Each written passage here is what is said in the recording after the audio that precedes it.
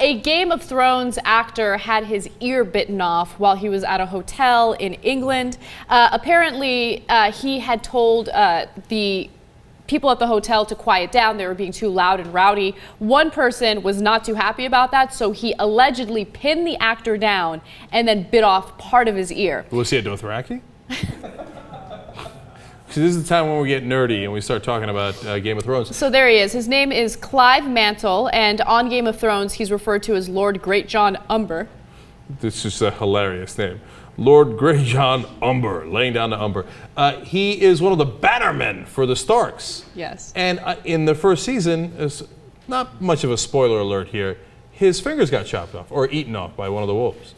And so here he is, his now ears being chopped off in a sense. By an unruly hotel patron.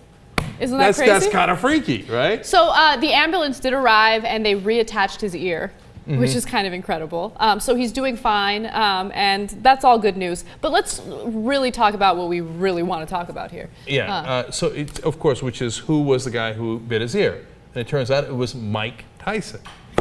Another weird coincidence. No, okay, it wasn't. All right, so Game of Thrones is having its season 3 premiere on Sunday. Oh yeah, it's on. And it's so on. You guys have no idea. I want Joffrey dead. I want Robb Stark dead. I'm going to light the biggest fire the North has ever seen. Everyone is mine to torment.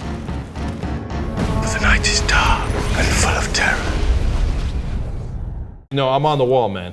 I don't care if the others are coming. I'm on the wall. They're not going to get past me. And besides which, the dragons are coming to the rescue anyway. All right, so here's what we're going to do on What the Flick.